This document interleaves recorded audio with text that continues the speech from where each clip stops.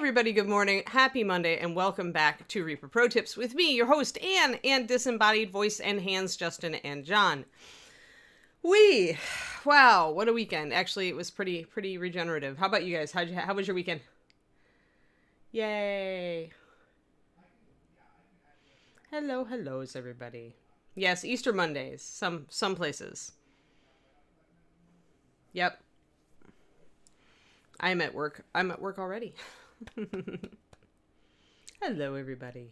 Am I quiet? Let me check. Let me check and see if Windows has destroyed us again. 1 second. I need a different readout. Sound settings. I bet if you say it's quiet that it is indeed being silly. No, it's not silly. It says that my volume is fine. Yeah, so check your settings. If I'm quiet, you gotta check your settings. Cause it's not me. It ain't me. To, totally sing along to that one song. Who, by the person I can't remember. Hey, Sagebrush C. How's it going? Hey, love. You got snow. It was very odd. So Scotland gets snow? How odd. So maybe instead of Jesus coming back from the dead, it was like the King of Winter from Game of Thrones. That's totally like terrible heresy. I know. I'm sorry. As a lapsed Catholic, I feel I can make that joke. I don't know. Shadow Raven. I find that Twitch has weird volumes sometimes that I have to reset. So yeah, no clue, just me. So I tried, I like at the last minute, part of the reason we were a little bit late here was that I was trying to rehydrate my sponge. So one thing I learned about this wet palette that I got from the Limbo Kickstarter is that I was puzzled as to why they had a little bit of moisture in their sponge keeper, in their sponge baggie. It's because when you allow these things to actually dry out, they go super stiff. So like I had to fight this thing. It was like fighting a corpse. It's like I had to break its rigor or something. So it took a while. It seems to be flat now. I thought we might use the new wet palette today. So if I can get it tamed here and mop some of the water off of the parchment, then we will totally do it. Although I have realized that there is one small problem with its design, and that is that it's got a lid, but the lid is attached. So I can't put the lid out of the way. So, as we use these things, we discover their design flaws. So whoever tested this obviously has a ton of room for their palette on their painting desk. But that's okay. We can work around this. Since I was doing little finishing steps, I figured that the wet palette would not be a bad thing to have, and I was wanting to check out my new one. So let me get this out of the way. There we go. Now I have placed a block where it supports my wet palette. There we are. Sweet. Yeah, except I want the lid, Big Apple. I want the lid for when I have to go and do another thing, but want to come back and paint in an hour. No, the lid doesn't make it tip over. I mean, you've got water in it, right? And the lid is really lightweight, so it's not going to make it tip. Let me grab a tissue and just blot off the surface of this a little bit. I do that all the time, by the way, with parchment, because you always get those big droplets and puddles. So before I start, because I like my parchment to be a little drier, I always take a tissue or a paper towel. One like that, but tiny, love? Yeah, that's cool. Let me see. I feel like I need just a little bit more water, that said. As the sponge has absorbed and broken its stiffness, it has sucked up more of the water, so... But now I know that I really should probably... Okay, so here's a tip, guys. If you have... I know antibacterial soap is kind of, not kosher now, and I personally hate it. But even a little bit of dish soap, if you put a drop underneath your sponge, will help to retard any, fungal growth. Some people use pennies also, and I find that works also. It introduces a little bit of metal into the water, changes the pH very slightly, but it inhibits fungal growth. So if you do need to keep your wet palette, closed for a long time, and you're worried about that because, of course, mold wrecks sponges, and getting a replacement isn't always easy. Thank you, Daffodweir. 18 months for the tier 2 sub. Wow, tier 2, you're serious. You're serious. You've doubled down on the Twitch streams. Yeah, pennies nowadays mostly have other stuff. Yeah, I guess the real copper penny is probably better. Copper wire is probably more accessible. Good point. Anyway, I never used pennies. I just used a little bit of soap because then that would help, right? And the soap meant I could, wash out my sponge and, stuff like that. Oh, yay!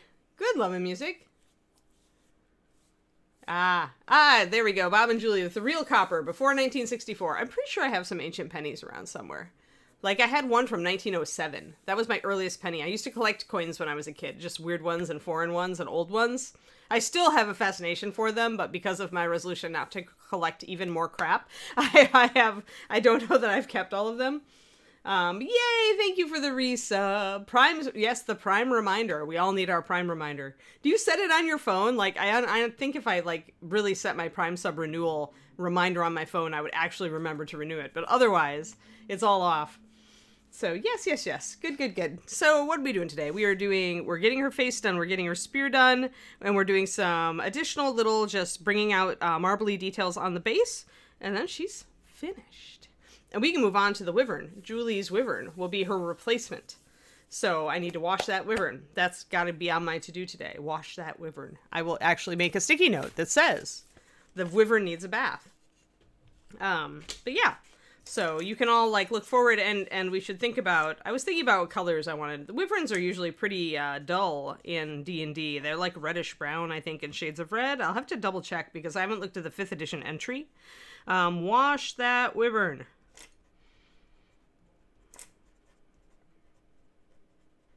Exclamation point.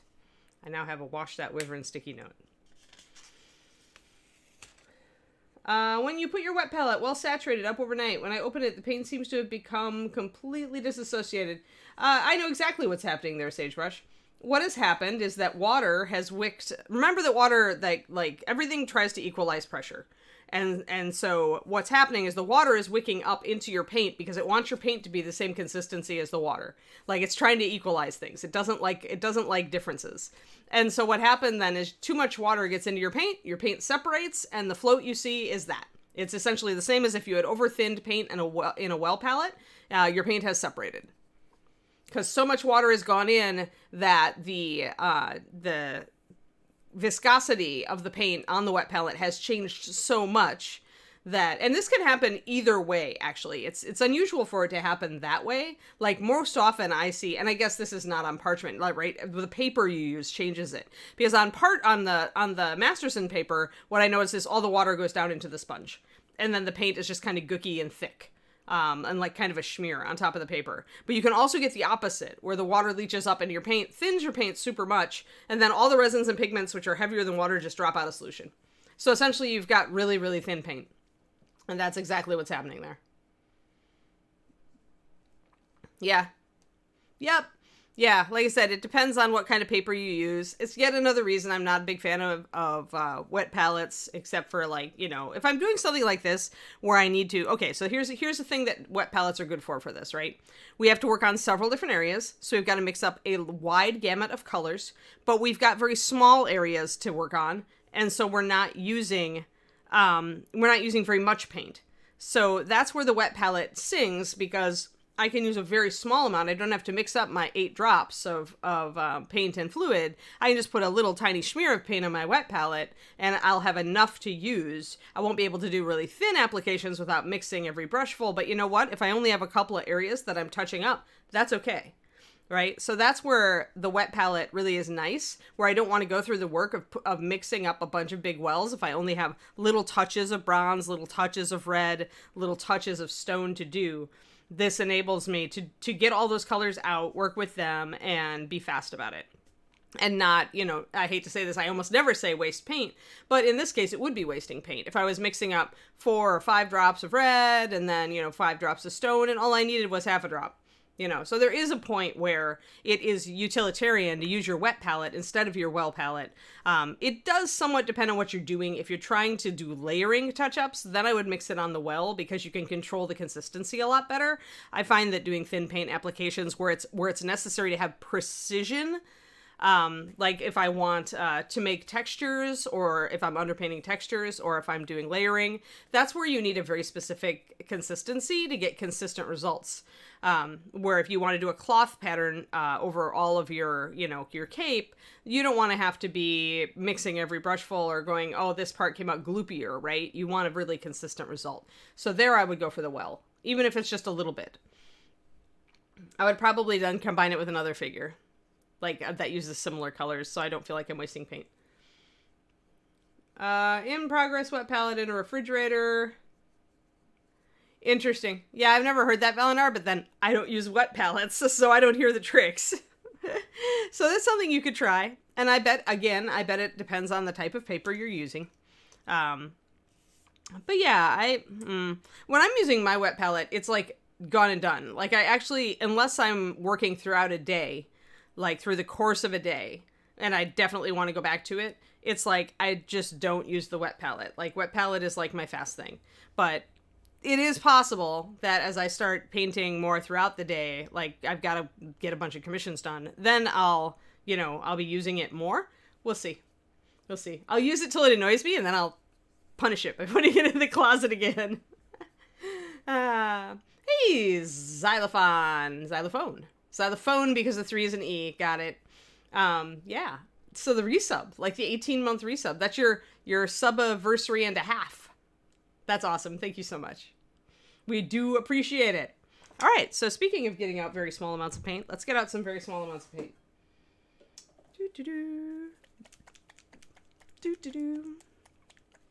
So I realized that I wanted the inner armbands on this arm holding the spear to be red as well, and I had forgotten them because they were kind of buried back there. So let's see how our new wet palette functions. I'm very intrigued to see. Let's see, and I was highlighting with some fire red mixed with white. Oh, we gotta get in close, we gotta get in focus. Boop, there we go. 5e wyverns are still rather plain. That's all right, we can add an accent color on there. We'll do probably mostly a reddish brown. And mostly, I'm just using like a drop and a half of these colors. Not even. It's hard to break the habit of putting a lot of paint on the palette, because that's what I tend to do, but whenever you hear tips like that, guys, like put your in-progress wet palette in the fridge. Test them. Test them yourself. See if it makes a difference. And make sure to test them, like, realistically. Like, like do it without, and then do it with. And then see, did I notice a difference? How much of a difference was it? Was it worth the pain in the butt? Was there a pain in the butt? So we'll do some white there. If you cut out the sponge, but otherwise it's dead, wear shadow. Like on my other wet palette, I have a little divot cut out, like just a little nom mark, as if a big giant rat had come up and taken a bite out of my palette, or out of my sponge. I have a nom mark from the mold because I caught it just as it was at the edge, but otherwise it's like it's dead. It's dead. Yeah.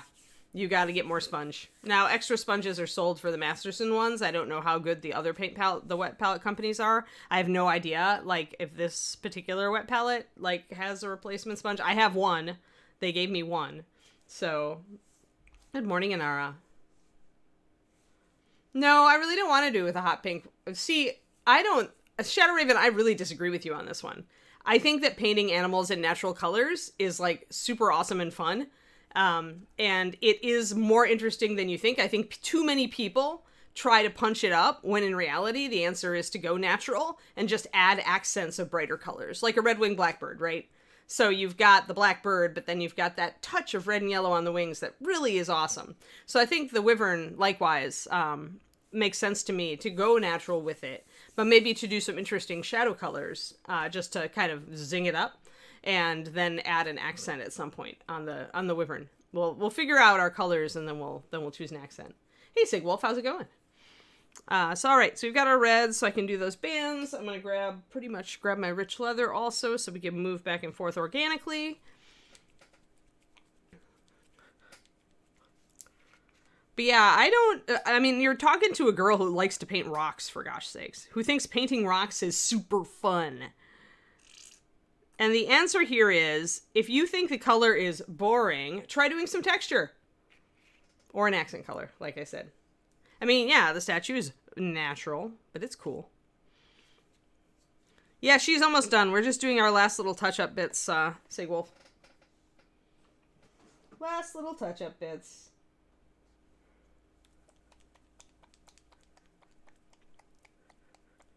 Yeah, then it can be different for Fubeca. Then the problem becomes sometimes if the patterns are very fine or small, it can be hard to get that to work.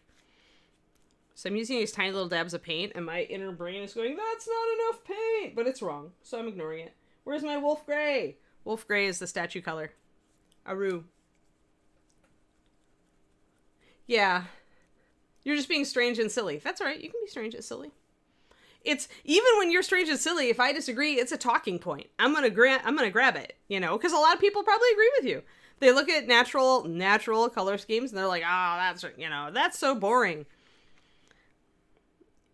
But there's so much you can do that has nothing to do with color. Like the ground color of an object. There's so much you can do. You can do textures, you can do funky shadows, you can do a dramatic lighting effect. There are so many ways to dress up a boring, natural color scheme. So I get excited about those things because I love to do all of them. I mean, look at Wolfie. Wolfie's gonna get painted like a natural timber wolf. Like, Wolfie is going to be, you know, grays and browns and blacks and creams and all of the colors of the wolf. I'm not going crazy with Wolfie, but I am considering a dramatic lighting effect on Wolfie, which would let me make the shadows very cool and blue. So that's how I do it, right? And then texturing all the fur. I can't wait to texture all the fur. Most people look at that model, they're probably like, oh my god, all that fur. But I'm like, yee! Yeah, so that. Oh, sea creatures have a bunch of crazy. Yeah, I have books on a lot of different things. Reference books, just art books, photography books on various animals. I have a big cats book. I have an awesome butterfly book. I have reptiles, snakes and lizards book. And David's got an invertebrates book. And invertebrates can be really pretty. All right, and then we need just a little bit of brown liner, and we are ready to jump into this finish. Oh, wait. Oh, no. We need just a little bit of brown liner, but guess who stole the brown liner? Oh, yeah. That's cool. Yeah, hippogriffs and griffins lend themselves very well. Pardon me while I go over here and steal my brown liner back from David. I just ordered like 4 bottles from Reaper. We both use it. We both use it not as a liner, but as a regular paint. So we are both, it's dwindling. Let's just put it that way. But yeah, hippogriffs and griffins are natural subjects for doing that sort of thing, for grabbing some really interesting bird and animal patterns and making it a little different, right? I like to go a step farther and maybe invert the color scheme so it's not even that predictable. Like make it different, like make a black leopard with golden or cream colored or white spots. That could be fun. Alrighty. Yeah, brown liner. Got it. Stole it back. Nothing you can do, David. Haha. He's in a meeting. David the liner thief. Yep. Stratocumulus, there is something I don't like to paint. What is it? Oh, mechas and things. I'm horribly like this. It's the one weak spot. It's the one thing I have not yet embraced. In your journey as a painter, guys, you're going to naturally gravitate to some subjects, and you're going to be really just kind of repelled by others. Like, or they just won't be as exciting to you, or you'll be intimidated by them. That's natural. I've gravitated toward painting animals because I love animals and have loved them since I was a small child. I've been trying to draw and paint animals. So for me, the animals are like a no-brainer, and rocks are just the things around the animals to make them look like they're in nature, right? So I love doing all that stuff. But mechanical things never spoke to me. Like, if I was a mechanic or a physicist or a mechanical engineer or an aerospace engineer, I bet I would love to paint mechanical things because I'd be around them all the time and I'd see all the variants and the way the light worked, but I'm not. And so for me, that's the one thing I have yet to tackle as far as excelling at painting. It's this big blank spot in my repertoire. I'm okay with that blank spot. I'm going to nail it at some point, but I don't feel like it now. So So yeah, if you have those holes in your repertoire and you're just like not turned on by them, it's just natural. Don't worry about it.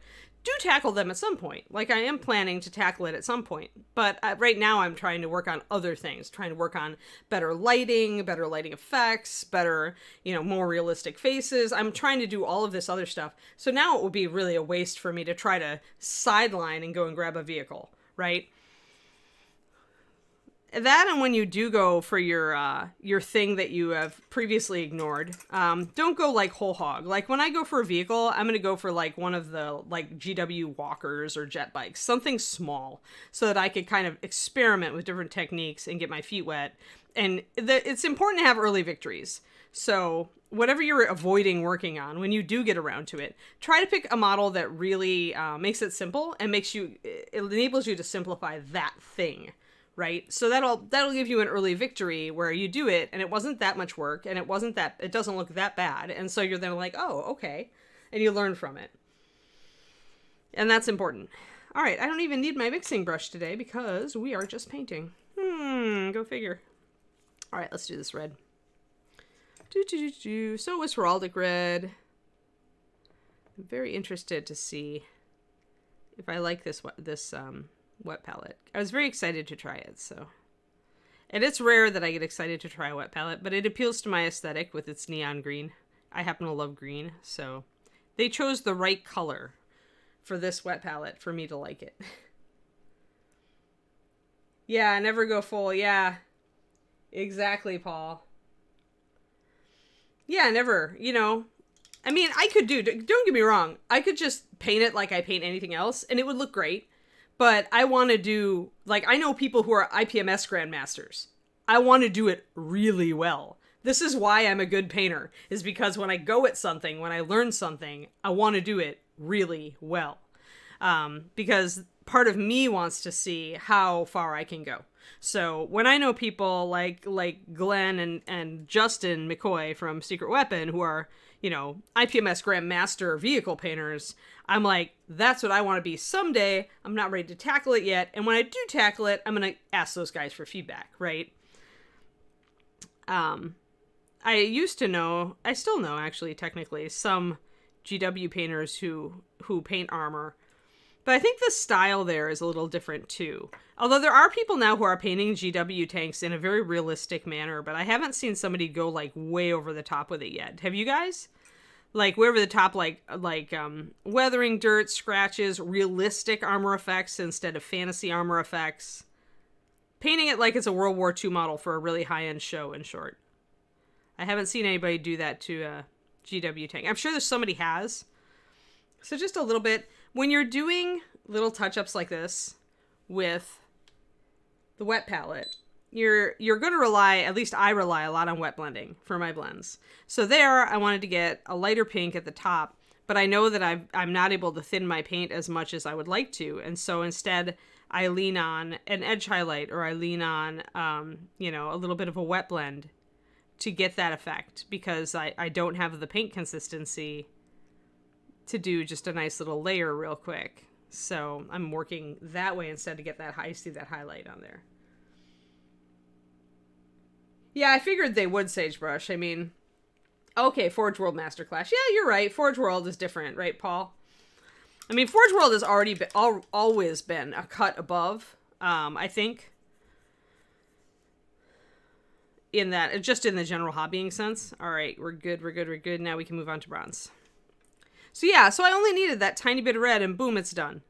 Although I need a brown liner, and I need to mix up a brown liner and red mix for the bottom part. I did neglect that.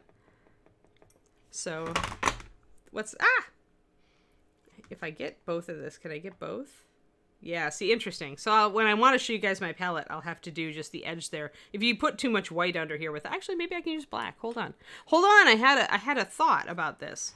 So if I move my palette here, and I put that, yeah, that makes it look right. So now I'm mixing up a really dark red, see?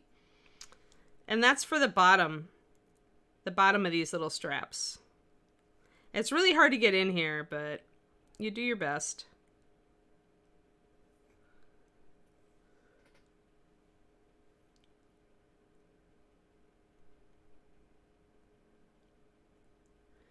Don't paint that 3-foot long model. Yeah. Don't do it, Sigwolf. It's just like you always regret painting the general of your new army as the first thing you paint, because then by the time you're through 3 units of mooks, you can paint so much better, and you're like, why does my general look like butt? Yeah, that's happened. So a little red, get that under there. I can again use some wet blending, grab my heraldic red to kind of blend in that little transition while it's wet. I don't need a whole lot. There, we'll go back to actually being able to see the model.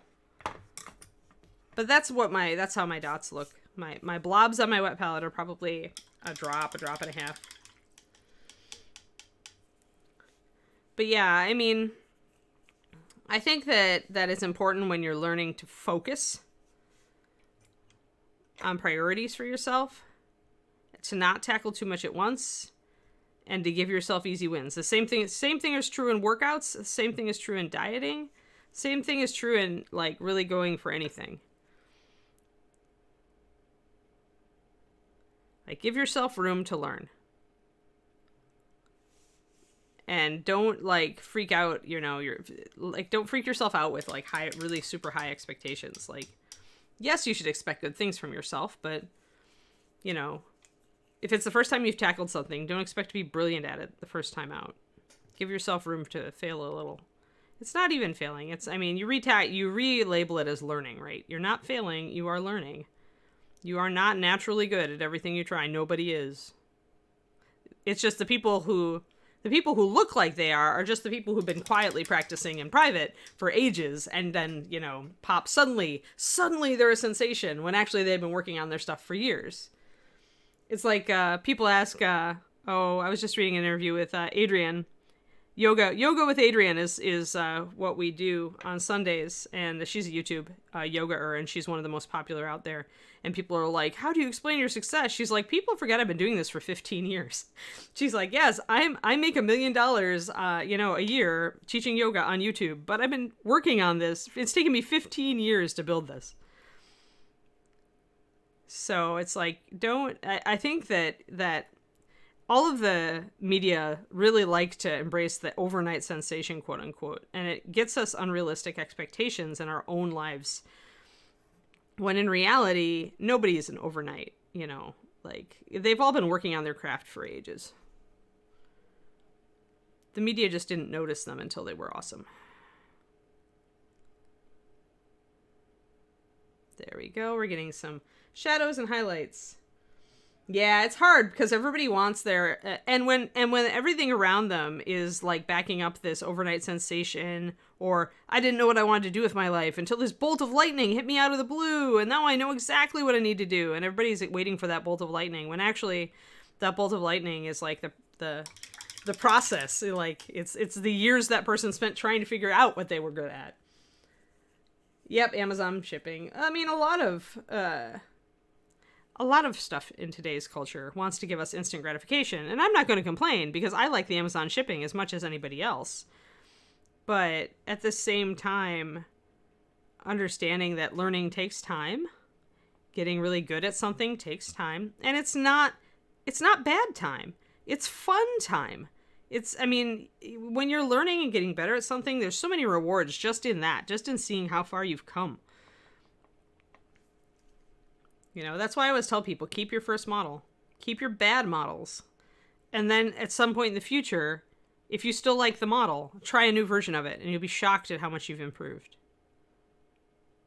So just getting some little bit of highlights up here.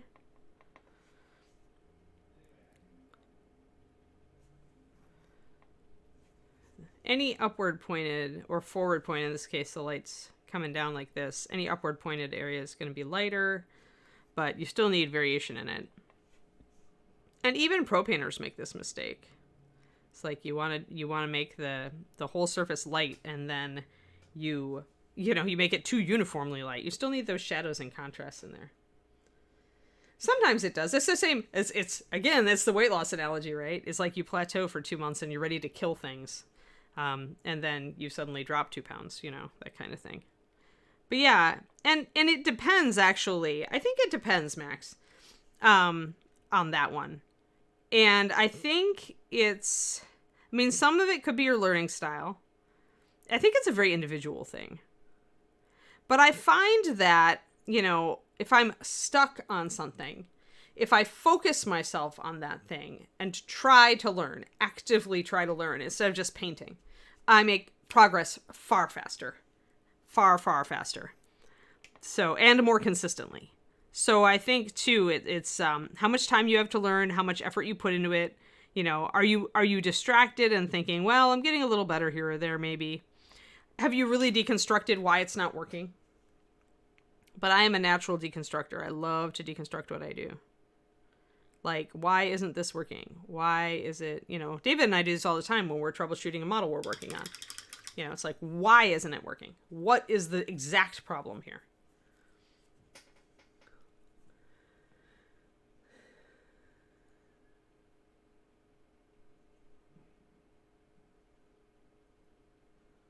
Oh, yeah, Fubeka. Yeah, that is. It's like, yeah, you still need to do this. It's not an end-all, be-all.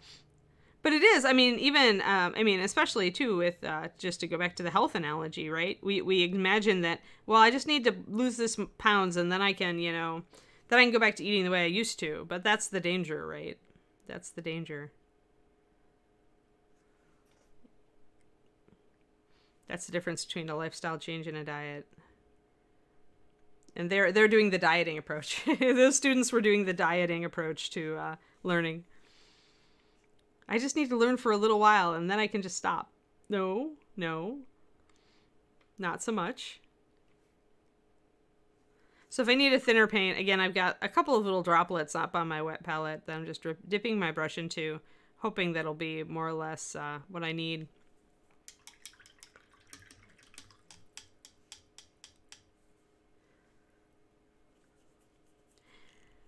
Yeah, what's best, Max, I found, at least in recently learning Indian cooking or starting to learn Indian cooking. I'm not a pro yet, for sure. Get the cookbooks that explain it. Like, a good cookbook will give you some tips about why the recipe works. Or, if you can, try to find a cooking show where the cooks are talking about what they do. And that will help also. Salt, fat, acid, heat is the go-to here for those who are trying to learn better cooking. Because Samin breaks it down really well. And she talks about it a bit on her show, but the book is even better. Because she can go into a lot more in the book. And the whys. But yeah, active learning, really engaging, really asking yourself, okay, let's break it down as to why this doesn't work. And that's where having a good critique group of people from all different levels, like a good Discord where people will give you feedback, helpful feedback, constructive feedback, not break you down.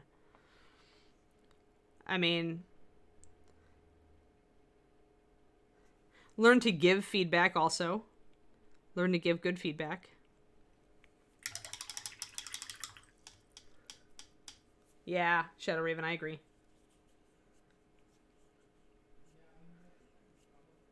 Yeah, that's where I think the critique comes in Inara. Somebody who's already been at your level and has moved to the next one can help you a lot sometimes with what they did or deconstructing kind of what might work for you. It depends on really. But I find that the wider experience a group has, the better. Because even, and sometimes especially the new people, can really put their finger on why something isn't working. Like, oh, that red's really bright, And they may not even know why it is, right? But they'll know what it is. And that can help. That's why you should never, ever, even if somebody isn't, quote unquote, as good as you are at painting, there is no harm in asking for their feedback. And as a newbie, you should feel that you can offer some feedback. And even if you feel as a new person that you can't offer, like, technical feedback, you can offer, well, this is why it's not really working for me, feedback, or maybe something like this. Because if it's like, well, the NMM scene's really bright, really light, maybe that's part of the problem. Maybe you need more contrast. So things like that. So now I'm doing bits of NMM highlighting here on the spear. Don't want to lose my bronzy look though, and I haven't put my verdigris in. I'm just enjoying blending right now, so I will bring in the verdigris. The feedback sandwich.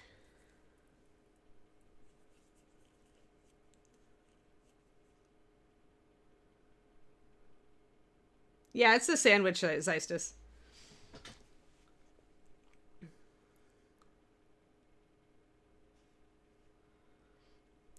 And also, the thing they can improve when you look at it, make it the thing that's within, like, a natural progression. Like, if somebody needs, darker shadows, then, but they're not doing anything, then suggest, hey, you should try some lining. It'll warm you up. It'll kind of figure out, it'll build your brush control. It's a natural progression. Don't immediately say, you need to layer in your shadows and, thin your paint a lot if they aren't even to that point yet. I mean, there are people who step out of the usual as far as the order they learn things in all the time. But I have found that sometimes, doing that natural progression thing where it's like, well, this would be the best next technique for you to use is a good idea. Hey, Val. Right. Yeah, Kariniko, exactly. She can't paint, but she can tell you why. Right. Because there are people with a really good eye for that stuff who just aren't artists. They've got no interest in going in for the artistic field. Although in my mind, that person should be asking, or maybe they just don't paint minis and they do other art, right? I need to get my peacock green, my canceled peacock green out. Because I still love it as my main verdigris color. I did order brilliant green, which I did not have before, so I can start just mixing verdigris for you guys. I will use peacock green plus a little bit of clear blue, probably. Or sorry, brilliant green plus a little bit of clear blue. Should pretty much give us peacock.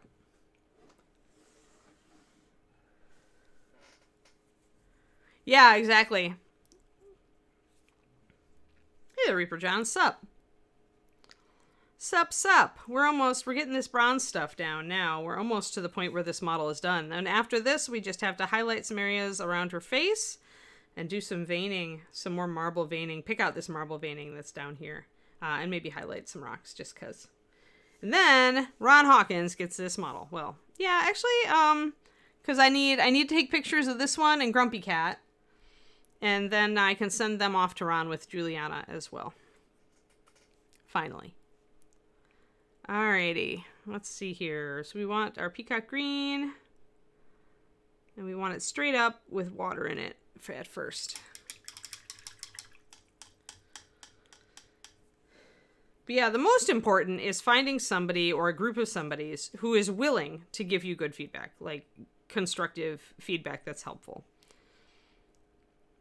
And if you're really in a really toxic community, yeah, don't even go there because it'll just break you. All right, we got a little bit of verdigris there. Adding some greens near the center. I'm going to add a little bit of white in places to that green to get us a lighter. Putting little touches, little dabs. And I'm going to focus it around where the shaft of the sphere comes up because that's where water is going to catch and pool. You can go back and forth on this if you feel like you get too light. You can smudge in some original green to bring it back down. There.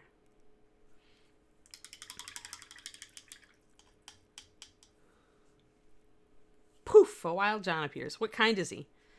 Let's see. Probably a fire Pokemon.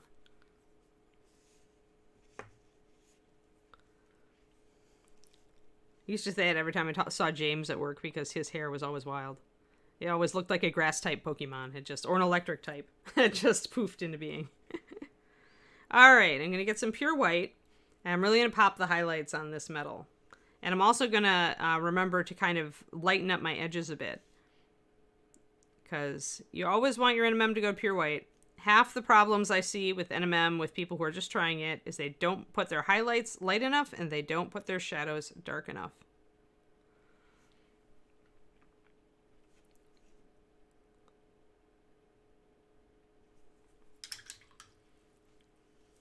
The bearded Pokemon. I don't think there is a bearded Pokemon classification yet. Though it would be kind of fun if they did that and just gave the Groucho Pokemon, and everybody has beards, mustaches, and weird eyeglasses. Alrighty. Let us get... I don't want to go like straight up to pure white on some of this edge highlighting, but I want to go close. Catching your edges. And you can use the side of your brush sometimes, but on these shallow edges, you usually do have to actually try to line it. You might be able to. Depends on how well the model is sculpted. But just doing those thin lines. And then I gotta do the underside here.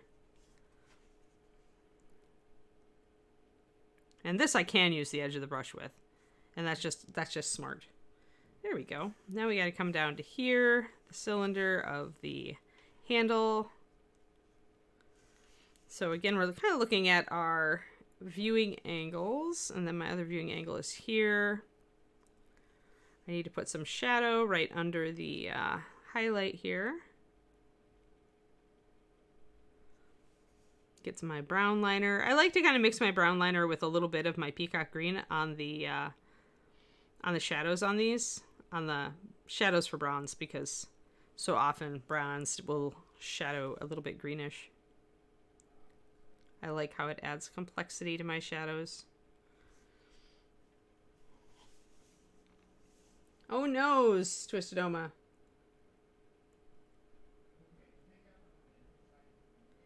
It's almost stretch time, yeah. A couple minutes. Let me get the shadow in on the other side of this, since I've got a blob of it on my palette. I really love dark, muddy olive greens. So I'm using one of these to shade right now. And then we're going to pop this highlight up a bit.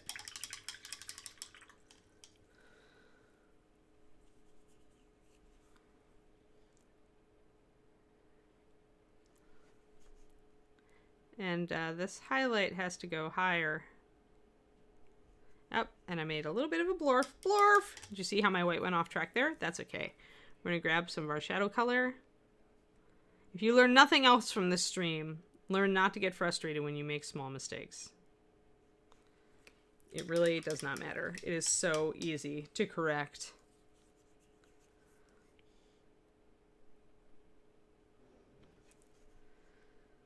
So now I'm going to kind of do a little bit, just a little bit of a kind of stippled highlight here.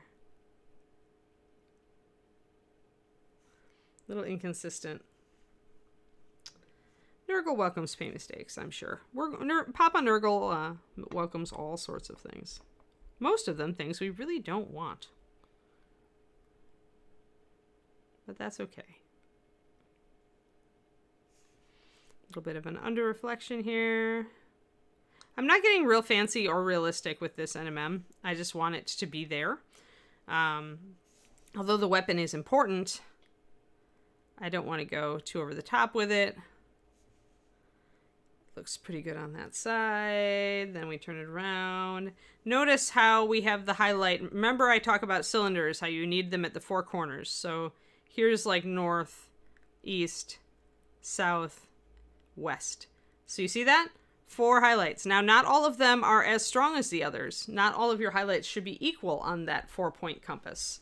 But you should have a rolling succession of highlights. And which ones are strongest and weakest is determined by your light source and your viewing angle.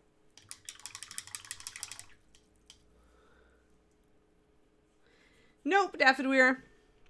She moves too much for that. I'm pretty sure that if any bird comes close to her, she just spears it. If I was a living statue, I would be all about that. It's like, oh, here comes one. Here comes one. Poosh! I think that probably birds that live in an area with living statues never, ever, ever poop on or go near the statues. Generations of experience. Oh, nice. Yeah, Twisted Oma. Yeah, I was wondering how many of you, how some of your issues might be computer-based with Twitch, Twisted Oma. Maybe a new computer will help you a lot. I know that I need to choose a computer to resuscitate at this point. All my computers are aging, which is never a good situation to be in. You never want to replace all of them at once. So I probably really need to pull the trigger on one of them. All right, I think now we just need to get our little bronze bit down here, which is going to be really simple. Oh, we should stretch first. No bird droppings, no birds on it. Yeah, scrying eye. Sure sign of a living statue that doesn't like birds. Yeah. Yes, exactly, Fubeka. Yep, Lord Nobody. Yeah, blorfs are easy to correct with acrylics. There's really no excuse.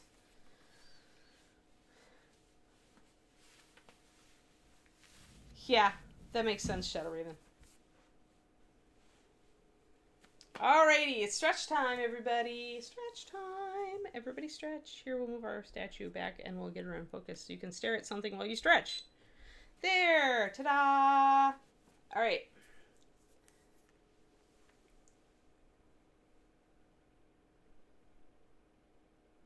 Doing my yoga this morning was hard. Some days it's definitely hard. You just want to skip it.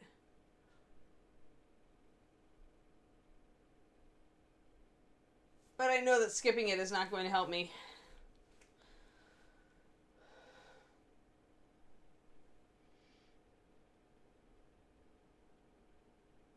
That would be actually pretty funny, Krios. I would like to see that sculpt.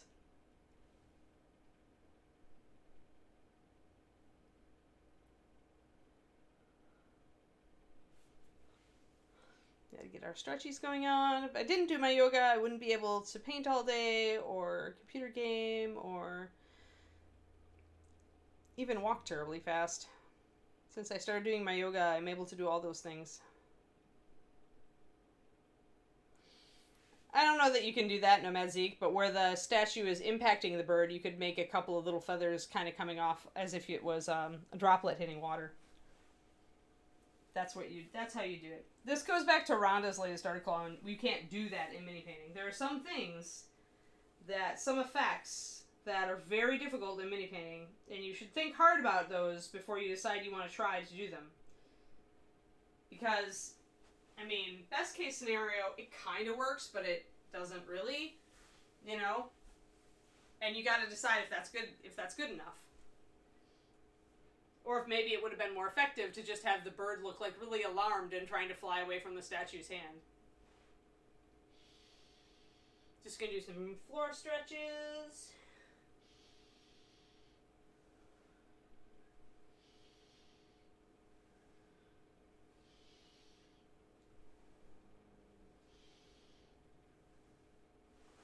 Make sure you're stretching. Get your drinks too to hydrate.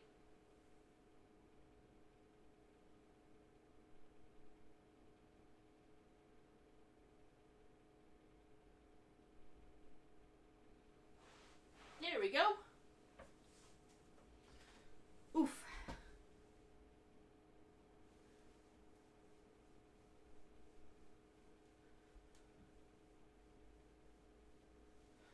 There we go.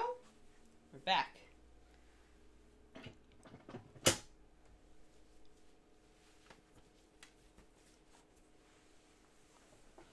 Again, the only way to do it in miniatures would be to just kind of like show the immediate moment of impact where the feathers are kind of poofing up around the thing that's hitting it. I mean, and even then you'd have to sculpt that. Yeah, I bet, green users. Too bad for the pheasant. But yeah, like there's not a good way, because you can't like suspend stuff in space very easily. So you could figure out a way to do it. It would be a lot of work. And you'd have to ask, do I really want this diorama enough to do that? You know, like save your energy, not for like, oh, this is funny, I'm going to do it. And then totally ignore the fact it's going to take you hours of work to figure out how to do it. Like you'll be out of enthusiasm for it long before that, unless it really speaks to you. Alrighty, so now it's pretty easy to figure out where my highlights are going to go on the smaller cylinder, because I can just parrot this one.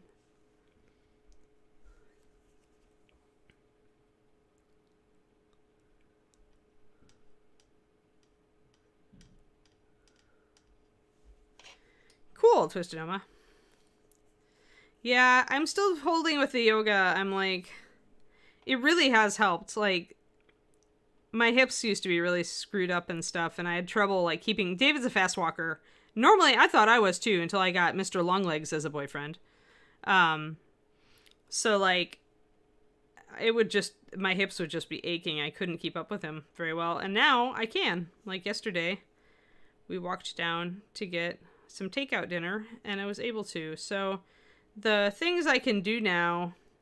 There are a lot of things I can do now since starting the yoga in the morning that I have not been able to do for a while. So I know it's working.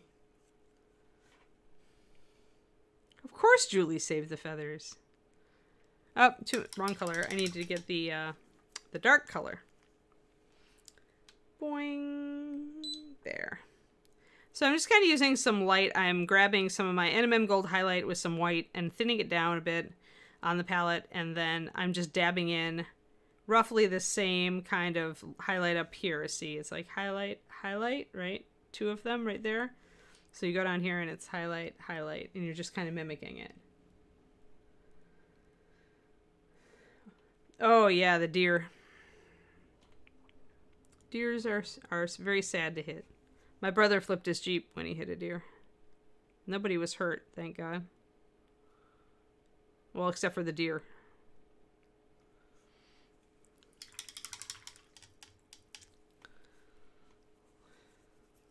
Alrighty, let's get some... This is a very small area down here, so you won't have room for a lot of midtone between your highlight and your shadows.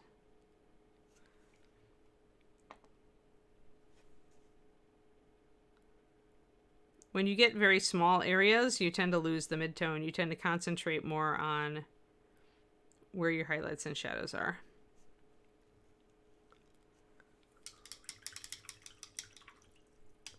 Yep, that's where I grew up, Scrying Eye.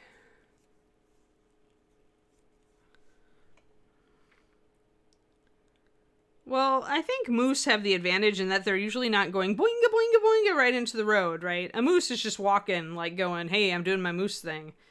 It would be a rare, I would think, to hit a moose, because they're less prone to like sudden and they're not as speedy, right? Like deer reactions are pretty sharp. But when I've seen moose in the distance, they've just kind of been moseying. Mooses mosey. And moseying lends itself to avoiding hitting it with a car. Yeah. I suppose that it would happen here or there, somewhere. Just not as common as hitting deer.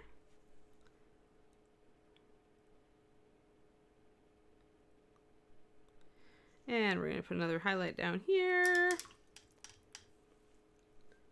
Yeah. Moose are scary.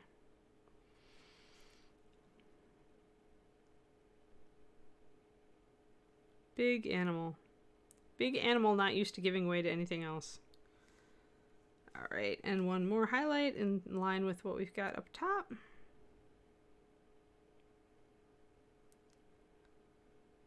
But the wet palette is working pretty well for this. This sort of work. Little surfaces. See the two highlights there, guys? You can see them both. That's funny, War Shadow. That's funny.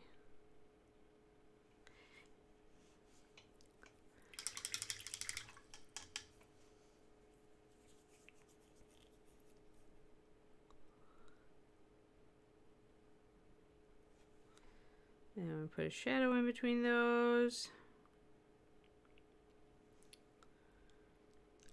And then we're going to pick out which one of these is more likely to be getting more light. I think I want that one. Woof.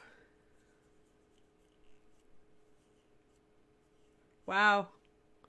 It's good that she was okay.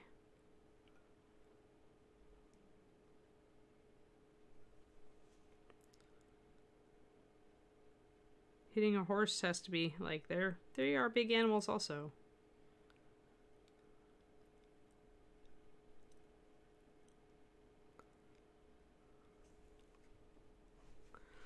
Just little bits of highlight. So yeah, when you're doing NMM on tiny little surfaces, it's just little bits of highlight, little bits of shadow, accentuate the light And you got it. It'll look right. Sweet. And maybe a stronger highlight there on top of that.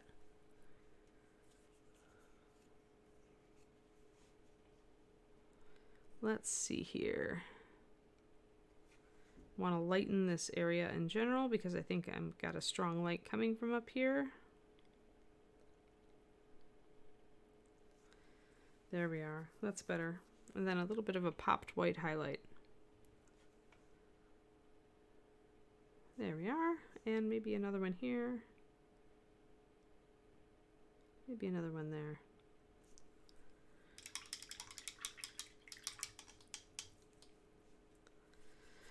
Okay, that's all the bronze, I think. Yeah.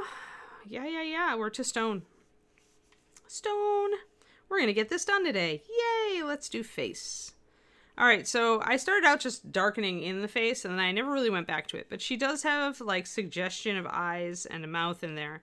So I think what I'm going to do is take my brown liner and really accentuate the shadow right on the inside of the helmet, but then bring up just a little bit of light. I mean, a lot of the face is going to be in shadow in these deep Spartan helmets, but you can still bring out the features a little bit. And putting a really dark shadow will help the features stand out a little. So let me see. I'm going to work down here on the floor, so I'm going to refocus. There. There we go. Best friend's house was hit and killed by a horse? Wow.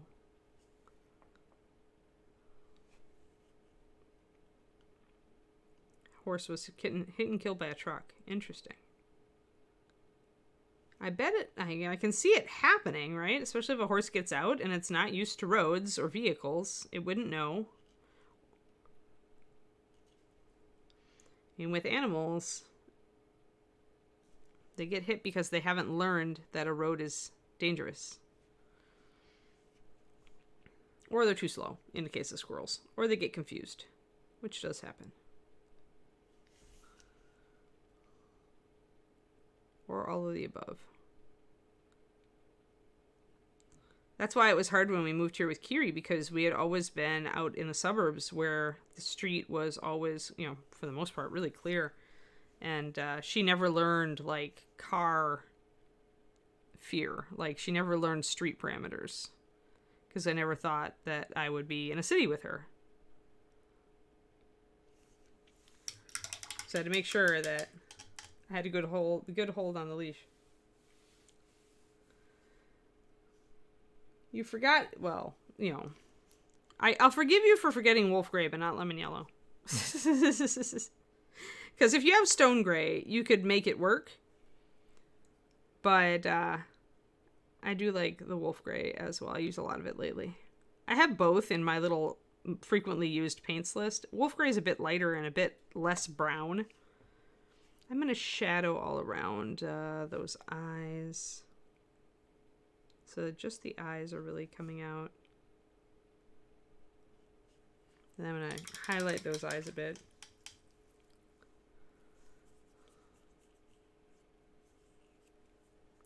But lemon yellow is one that I use a lot, both for highlighting skin and for highlighting just general yellow things. Sometimes I even use it for NMM gold, depending on my mood.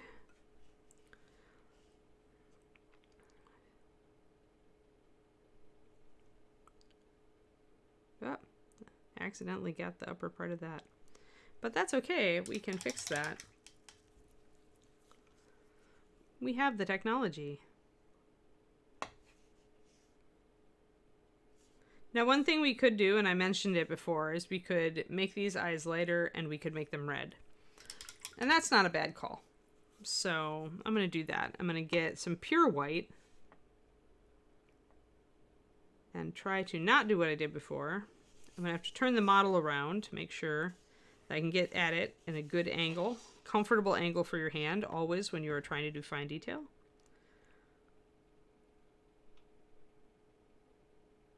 I want to make these a little bit brighter and a little bit larger.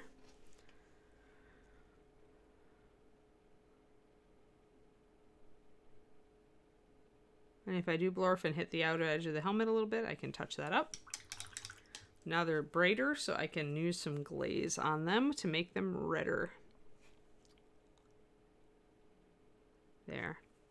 And because we've added dark shadows around them, they should show up.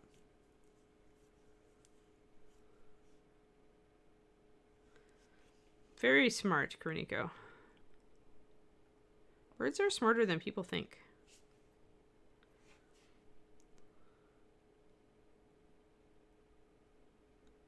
Using my fire red here, which is not as bright as my clear red, but I'm setting up my first layer. I'm gonna mix a little bit of white with that.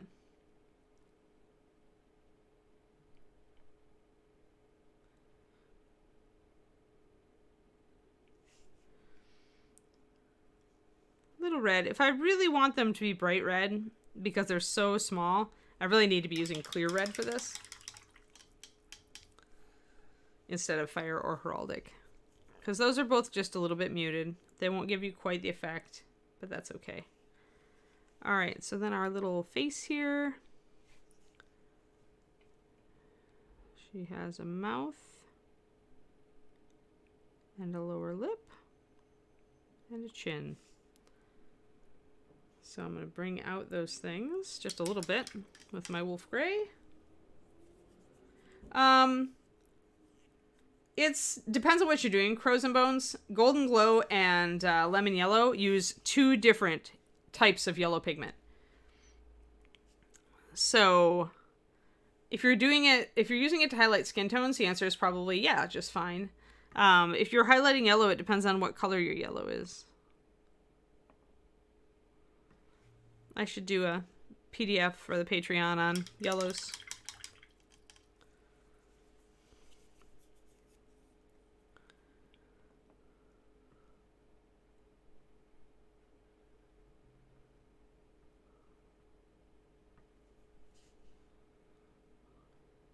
That may be a little bit too. I don't want to get too light. I just want enough to make that face come out a little bit and get this cheekbone. And that cheekbone's kind of hidden behind the helmet. There we go. There's her face, much better. Now we can go down here. Now this is gonna be a little bit harder because we're trying to bring out like more subtle stuff down here. I think because I can't thin down my paint as much as I would like to because wet palette. So this will be a little harder. This is the type of thing, this marble veining, where I feel like the well palette is a far better choice. It's two different yellow pigments. One is more orange and one is more yellow. One is more green, sorry.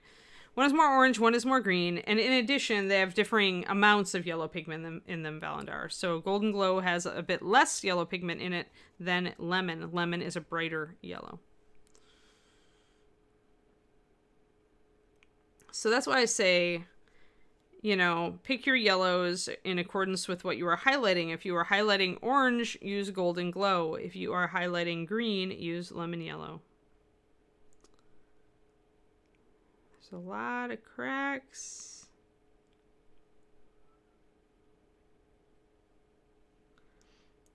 All over this base. And I want some brown liner to bring them out. I've avoided dealing with them thus far, but bringing them out like you bring them out up here on the helmet is a good idea. We're going to bring up our focus just a bit and we're going to back out. There.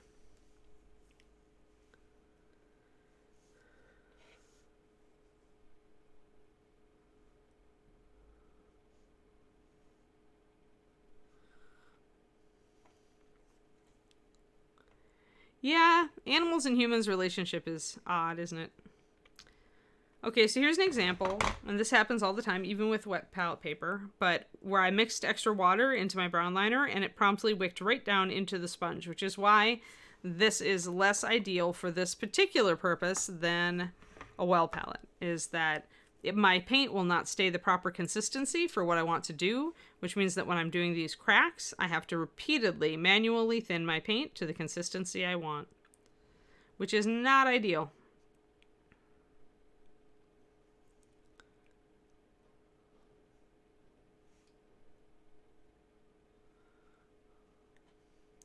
This is why I am not a huge wet palette fan, because most of the time I'm doing little fiddly detail stuff like this, or I'm doing blends, and wet palette, not ideal for that, for not for my style.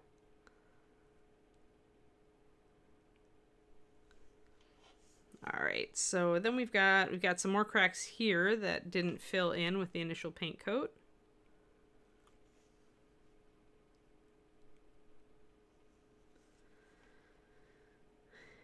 Well, it all depends, Lord Nobody. Like, if you use a greenish yellow to highlight your oranges, what'll happen is your oranges will never get very bright. They won't stay bright. So, usually, I mean, I only keep... I am the paint, like, crazy person. I keep exactly 5 yellows in my box here. 5. And I think one of them I don't regularly, I use... So they're lemon yellow, palomino gold, lantern yellow, NMM gold highlight, and clear yellow. Those are the 5 yellows that I keep. That's it. And I almost never use palomino. Palomino is a specialty color for me. So technically there are 4 yellows that I use. And clear yellow even is, I would say I pick lemon yellow more often than clear. So technically you could get 3 yellows and have everything that you need. Where was I? Oh yeah, there was more cracks over here.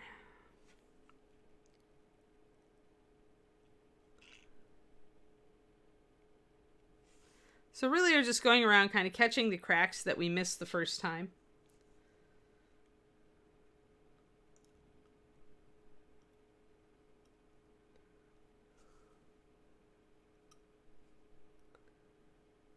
We used to. It was called Maggot White in Ara, and it got canceled. Story of our lives. I mean, I made it because it was useful, but apparently not many people realized how useful it was. So now you have to mix one.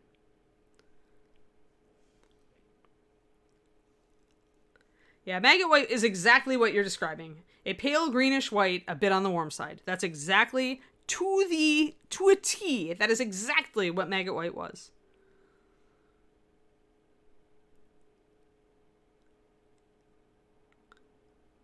And now Maggot White is not existing. Yeah, this is where I get annoyed at the wet palette. Annoyed! Then add a tiny bit of Dungeon Slime.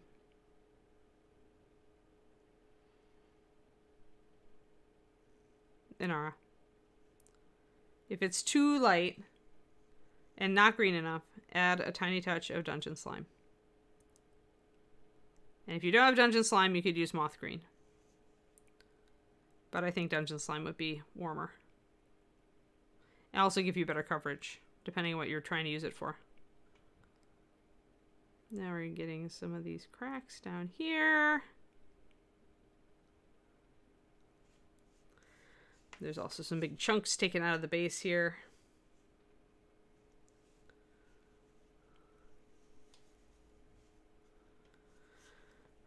Yeah, I really liked Maggot White. It's one of the more interesting whites.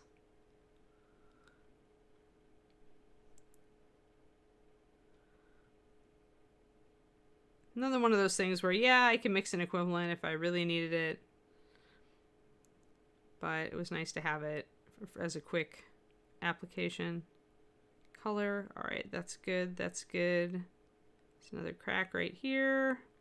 You guys can see how my paint doesn't want to come off my brush. This is a function of the viscosity problems on a wet palette. I could just stop and get my palette dirty, but it's toward the end of my stream now, and I don't really want to get my palette dirty at the last minute. My regular palette, I mean.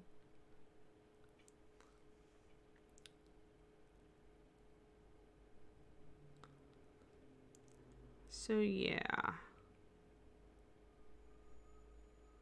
Just going to try to get the rest of these cracks kind of etched in. Whatever we don't get done here, I'm going to finish off camera probably.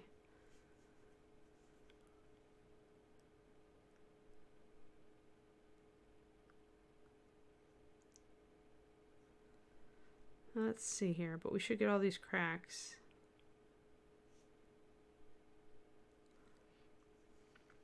We're almost done. All right, one more side. Cheers, Valandar. Yeah, I mean, if you want to kind of get close to Mega White, do like 4 drops of pure white with 1 drop of Dungeon Slime, and it should get you close. Because everybody loves Dungeon Slime, right? Everybody should. Ah!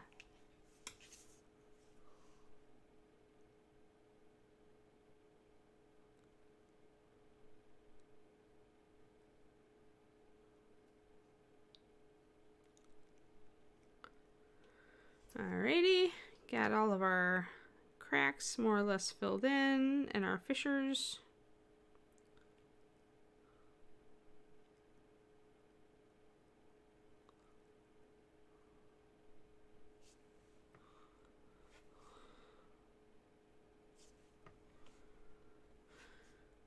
Got a little bit too light there.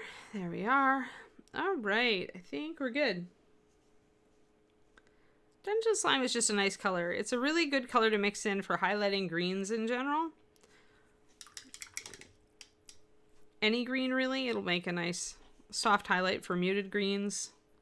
And it'll stay pretty saturated for brighter greens.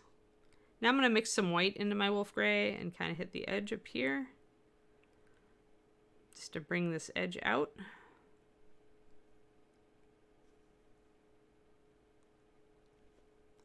This edge here, this edge down here.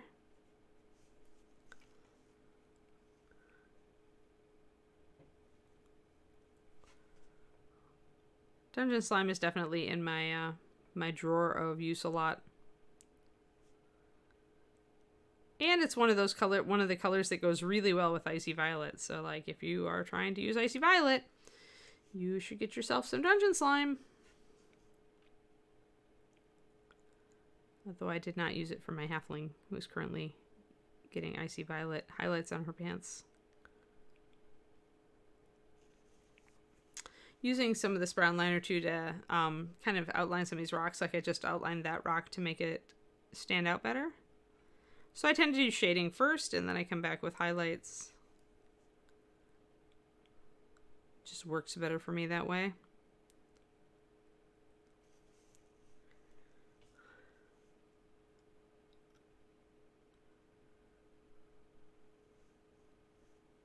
Translucent neon green.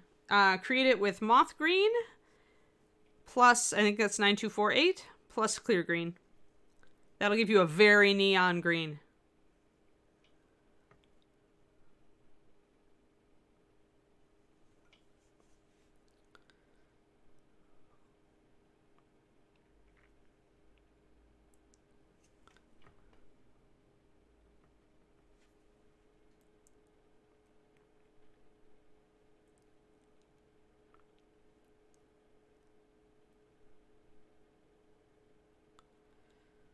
Alrighty, just getting some more shadows so that we can have everything standing out nicely. I'm probably going to put a little bit of a shadow around the bottom of this. Moth and clear green, yeah, Nora. Moth is really transparent as it is. Much more so than Dungeon Slime. That's kind of the difference between the two colors. Moth is darker, greener, but just as bright, and it's very translucent. So if you're looking for something that you can use that you need translucency, moth green, 9248. That's where I feel like sometimes that's where we lose out on cancellations, is when there are two colors that look similar, and so maybe the Reaper thinks, oh well, we can lose one of these because we need to make room. But they have very different applications, right? They have very different qualities. Color is never the only quality in a paint. It's never the only parameter. I guess in most paint lines, though, it is, because they've gone, thicker and higher coverage, so you don't get the translucency unless they're putting out a specialty paint that is particularly see-through.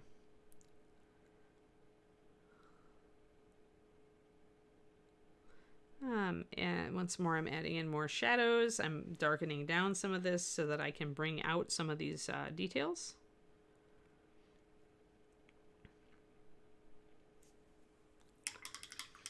And we'll just get I think we'll get the veining down on the front of this.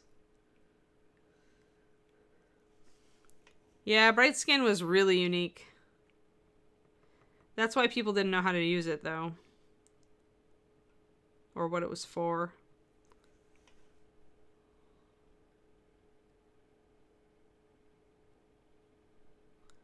So I'm going to put some highlights on the lower edge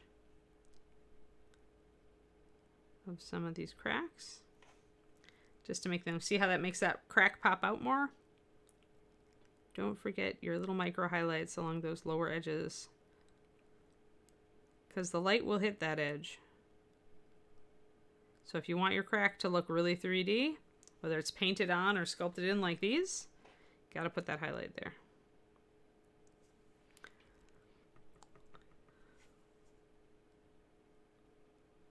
Once again, I'm being forced to use slightly thicker paint than I would like to do this stuff because of the wet palette.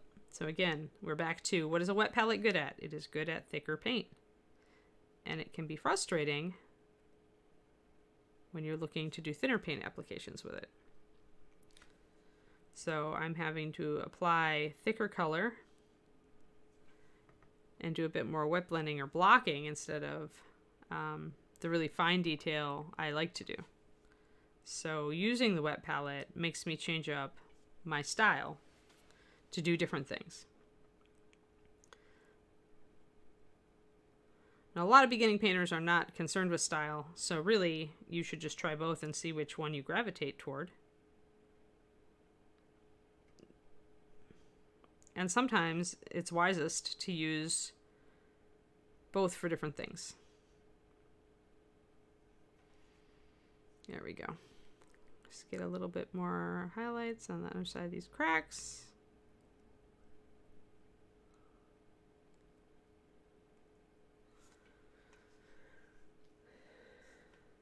Probably because it is transparent, Inara. Like I said, a lot of people don't know how to use transparents. Like, they're scared of them. The other paint companies try to convince you that transparency is a problem instead of a feature. Master Series is the company that does not embrace that. Or the line, I should say, that does not embrace that philosophy. Bones is higher coverage, but the core line still has some very nice transparents in it. But yeah, people just don't know how to use it.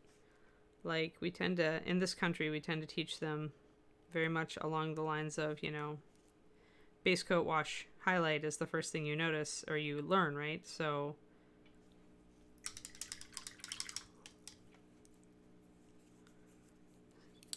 just dabbing in some more makeshift shadows here so I can suggest more texture. Quindy says, go buy Loth Green. Yeah, Lord Nobody, when that happens, it's usually that you need to use more paint in your well palette. Usually I use a well palette and not a wet palette because I prefer to be able to thin my paint to a consistency and have it stay there. But I use large paint puddles, and it's also, if you haven't seen this, this is the well palette I use. It's not just big wells, it's tiny little wells about the size of my thumb. And so essentially the secret with getting your paint and keeping it wet in a well palette is a big puddle of paint, because what you're doing is you're creating a pool of paint and a small area of surface so that the surface evaporation area is limited. And then your paint stays at a good consistency for a long time. Especially if you're using, it really excels at thin paint, washes, glazes, layering, all that stuff where you're thinning your paint like 2 to 1 or more paint to water. On a wet palette, keeping that consistency just ain't gonna happen. Like, you pretty much have to just learn to mix it all brush by brush, which, you know, a lot of people do. I mean, my boyfriend is like a freaking crystal brush winning painter, and he's always just used the wet, and he far prefers the wet palette. That's why I say it's like, it's up to you which you prefer. But what you use is also going to influence your painting style, because some things are a lot easier with a wet palette, and some things are a lot easier with a well. So it varies. Your mileage will vary. I'm just doing some little random highlights here.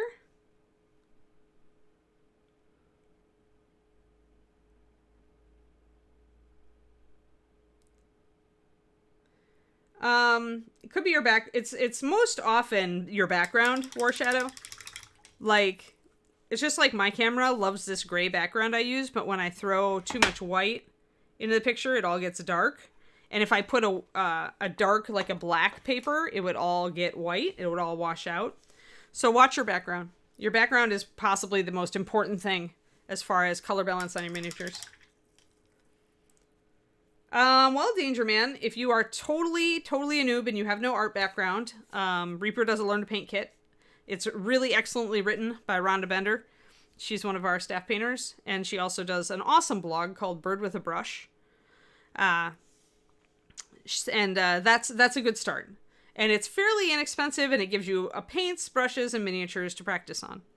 That's like the budget-friendly solution if you're looking to start. Otherwise, if you have a little bit of art background, I mean, you could also just pick up the Master Series Starter Kit and just watch a bunch of YouTube videos. Or you could come and talk to me every day. This is free. I'm here every morning. I used to be Reaper's staff painter, and also I created the Master Series paint line. If you are working with if you're like invested in another company, like if you like Privateer Press or you like Games Workshop, they also have a lot of resources as far as teaching you how to do stuff. So it depends on what you're looking for. There are so many ways to learn the hobby these days. And although I do some more advanced stuff on here, I also answer a lot of beginning questions. So, like, if you start painting and you have, like, a basic question, ask. I will answer. Because we always have people of all different skill levels on this show. So, I like to answer as many, like, basic questions as I do advanced questions. This was Cheap Joe's Art Supplies Krios, but they've been out of stock thanks to all the shipping debacle. There's also one on Amazon that's kind of an equivalent that somebody posted up the other day. But the important thing is that you get like a 24 or 28 well ceramic palette, because it needs to be ceramic or porcelain because it's going to clean up so much better. There we go. So now we've got our cracks and our base looks so much nicer. Or just message Crows and Bones. He's got, oh, okay, for Maggot White. I see.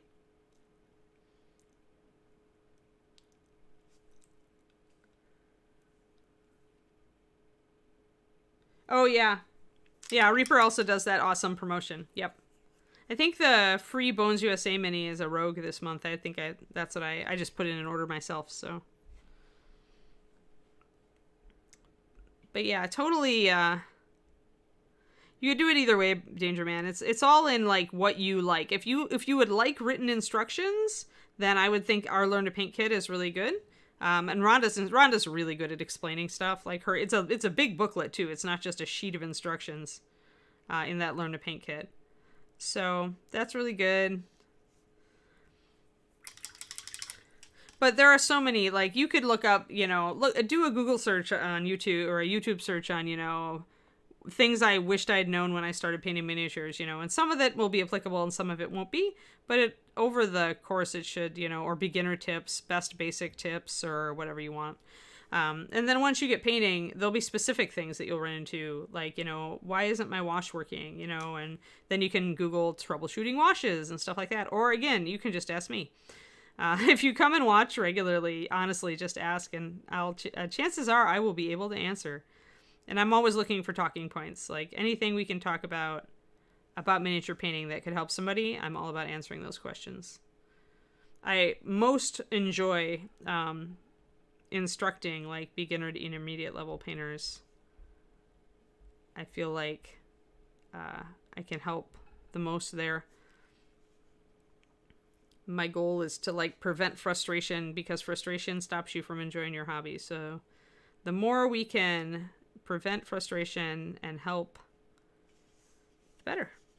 There we go. We've got a really nice, that looks good. Yay. Yeah, and you could also, so it's like probably a ceramic and not as high quality porcelain, probably scrying eye. But yeah, the Reaper Discord is also a great place to ask for feedback, talk about the hobby, get basic questions answered. The Reaper community, Danger Man, is really, really friendly. In case you haven't noticed from the chat here, is really, really friendly and cool. And we have people at all different levels, from, you know, gold medal winning on down.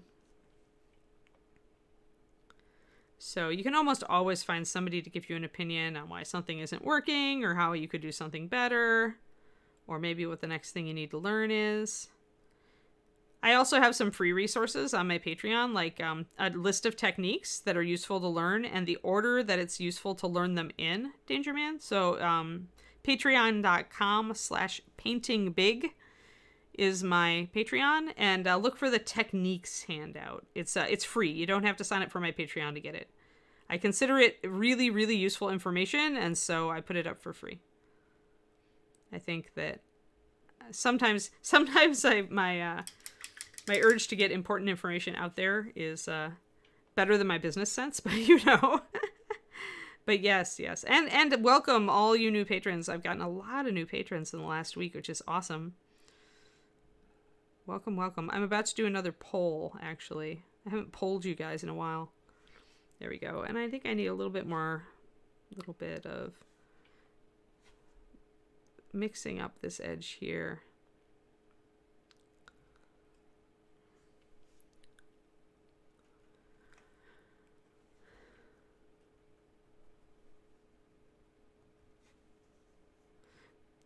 Yeah.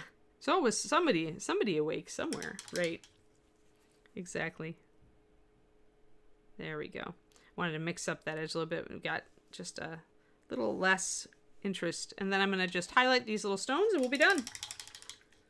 And we'll be done with this model. Crazy talk. We will have finished a model today. And that means that 6 days from now, it's Wyvern Day. So that'll be next week, Tuesday? Yeah. Sweet, Danger Man. Good. It's a lovely and relaxing hobby. Like, the best thing to do is just relax and learn and enjoy the learning process. And always keep your first mini. And your second and third. Just because, like, a year from now, you're going to look back on those minis and what you're painting, you know, currently. And you're going to be like, man, I've come so far. It's really, and then it's useful because if you really get into this and you drink the Kool-Aid and you start teaching other people to miniature paint, which will happen if you get at all decent, people will ask you for feedback and help. Then you can show them your old minis when they're like, I'll never paint as good as you do. And then you're like, oh yeah, this is my terrible first mini. And they're like, oh my gosh. It's always a fun moment. It's all about inspiring people so that our hobby stays lively and alive and vitalized. I love it when people teach their friends, teach their kids, teach their grandparents. I keep taunting my mother and hoping I can get her to try a mini. She does other kinds of art. She's where I get my artistic side.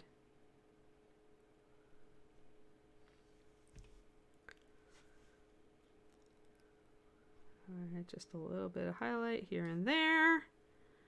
Once again, I'm having to work a little thicker than I would normally work because of my palette. A choice of palette today is dictating what sort of techniques I can use right now.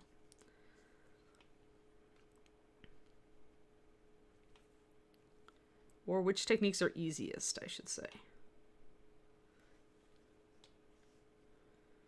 It's relaxing, Val.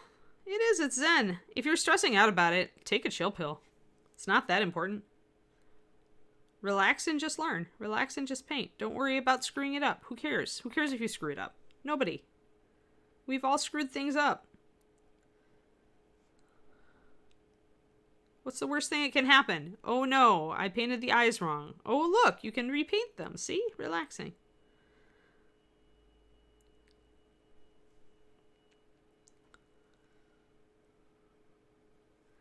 But yeah, the less you stress about your hobby, the more you will love it. The more you will talk about it. The relaxation part has always been big for me. Even when I wasn't, maybe even especially when I wasn't that good, I could just get into trying to layer something and just kind of relax, zone out.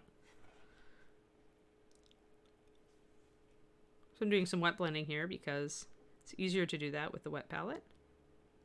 To get this blend here and this light bit of light.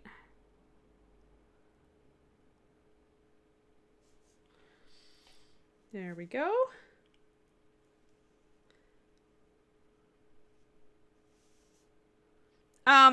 It's gonna be Dogfather's because I'm zoomed in, so probably I go up and it gets a little blurry, and if my hand gets in there, it's gonna turn it greener. That's usually what happens anyway. It's not shifting now because, of course, it's just thwarting me. But yeah, when you see the screen shift blue, that's usually because I've got too much of my hand in and the camera's trying to compensate for the background, which is brings back the point of what I said, that if you're trying to take photos of your model, the background is one of the most important things. Maybe that and lighting are the important things. Nice. Nobody? That's cool.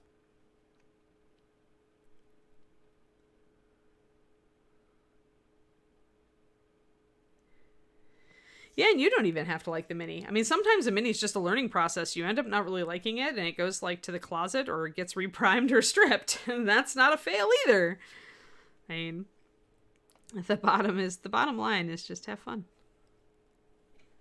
Even if you're painting something and you later decide it's atrocious and you don't like it at all, you can always paint another one or paint that one over if you really want to. Or just say, well, I learned, and then go on to your next one. That's probably the healthiest reaction. Because I'm always a believer that there's only so much you can learn from each model. That was a little bit too much. There. Just a little bit of cracks there that I missed.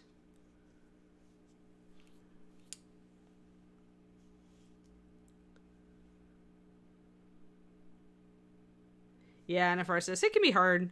There's a lot of tension and stress, and life tends to be stressful, and then you know, even your good things tend to stress you out because you feel like you should be working on them or should be doing them. And yeah, it's a hard dialogue to kind of find a balance sometimes. But the bottom line, our hobbies are fun, and we should do them because they're fun. So if they're not fun, we should look at why that is. And if we're just applying the unrealistic expectations of the world to our hobby, in which case we should stop. The world is silly. It wants us to believe we can do everything overnight, and if we can't learn to do something perfectly overnight, we should just stop, and that's just terrible and damaging. All right, yay! Hey, looky, I have a base. Oh, and I should get the back. Don't forget to paint the back, folks. Unless you're working on a deadline for a company and all they need is the photo on the front. Then you're permitted to ignore the back. Don't tell them I said so, though. I don't want to get in trouble.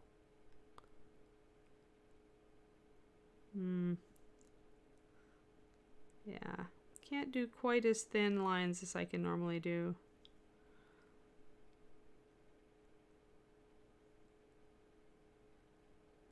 There we go. A little bit more highlighting here.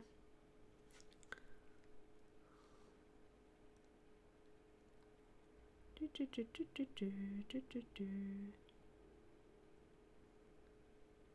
getting a little bit of stippling on some of these rocks. Don't have to worry about the ones under the shield. There's that would be in shadow.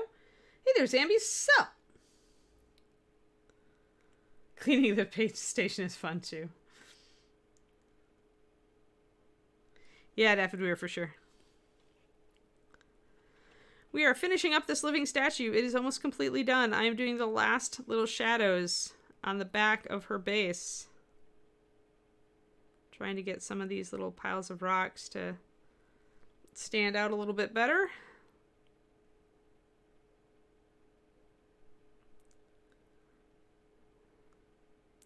And I think we're about ready. And then we get to start a wyvern in place of this model in my rotation, Zambies. So I'm excited for that. It's a Julie Wyvern. Yep, here she is. Here, let's back up. She's done. She's done, everybody. She's done. There she is. Ta-da! We have finished another model on stream. There you is. She's her living side. And she's turning around. And she's turning around. And there's her stone side. There we go. Woohoo! Thanks, Danger Man. Yep, she's done. She's done, and it's the end of the stream. Perfect. Good, Cornico. Yes, finicky models can be that way. Like, I really like some of the Kingdom Death, like, figures, but, like, oh my gosh, I just let David build them. I'm just like, I don't even wanna. Wee, but there we go. Yay! Dance, dance, dance, dance, dance, dance. And there's her item number. I did paint the bikini on her, so, you know, be aware if you order this particular item number, they will be naked. But Twitch wants a bikini, and so there we go. Yeah, Zambies. Pretty much. Pretty much. That's why I just let David do it. He loves it because it's like a puzzle to him. And that's fantastic.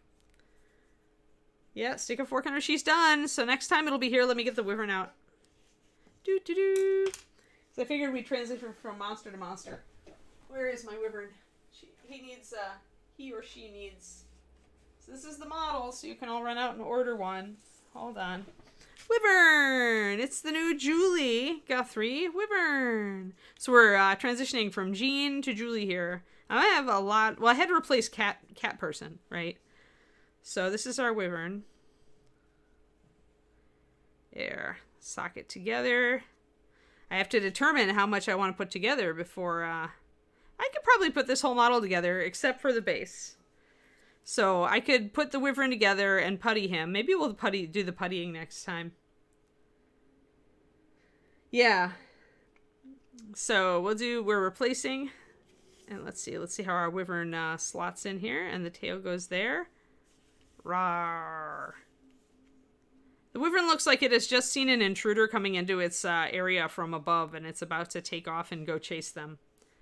Just like those little birds. Maybe it's like a big red dragon. Maybe it's like with birds where sparrows will just chase off a crow or a hawk. Maybe a bunch of little wyverns would chase off a giant red dragon. We were talking earlier about the advantages of going naturalistic with the color scheme, as they're mostly, I believe, a red-brown Kuruniko, or Inara, rather. I haven't done a red-brown, like, lately, and I think I would like to put some, like, dark blue shadows into it. So we may go there, and then also choose like a brighter accent color. There's also some nice like kind of plates like working off the horns here. So these would probably be horn colored. And we could also, and he does have scales, but we could think about doing maybe some stripes on those scales to interrupt the pattern, or alternating colors to make it more of a brindle. I'm not sure. I'm brainstorming now, but that's probably where I'm thinking of going with it. In which case, the base color is probably going to be either mahogany brown or ruddy leather, or maybe a mix of the two. Haven't decided. I want something that's red enough, but not terribly red, with enough brown in it. I could also just use mahogany and use like blackened brown for a shadow and go that way, but that would make it much more red. So yeah, still thinking. I mean, that is what color they are, I think, in the, I'll go look at them in the monster manual once we're done, but as I recall, they're reddish brown, at least back in the old days they were. So, we may do reddish brown, but we'll also maybe lighten the belly, and we'll bring in some claw patterns, and maybe do some striping on the wings, and things like that. I haven't done stripy wings in a long time, so maybe I'll do that. But yeah, these are great wings. Like, Julie's made a lot of texture in them, too. So there's a lot here to play with. But yeah, so rawr, says the wyvern. Rawr. He's got a nice tongue and some teeth we can work on. And I haven't decided what color I want his sting to do. We might actually make, if he has an accent color, then the sting may have more of the accent color on it. We'll see. But yeah, so this is this guy. So I will wash him, and then we'll probably putty him on the first stream, and like, you know, make sure that he's all cleaned up and stuff. And we can always putty that area and still start like painting a different section of him too. I could do the underside first, for example. If I did the underside first, then I could actually put him together on the base and still be able to reach everything. So, but I want you guys to be able to see too. See, when I put the base on, it blocks off some stuff, which is why I'll probably start out just with him like that. But yeah, so we got some mold lines, we got some stuff, yeah. But not a whole lot, because he's got this nice big, because so much of him is one piece. That's really nice not to have to worry about filling in a lot of seams. Excellent. All right, you guys, so that's what's coming up. On Tuesday next week, we'll start a brand new model, a monster model, a wyvern with scales and all sorts of fun stuff. We'll see how crazy we can go with that. And our living statue has been completed. So thank you all for popping in. Reaper, do we have a raid? We do! A brush for hire. All right. Awesome, guys. Have a fantastic day, and I will see you tomorrow. All right? Adios.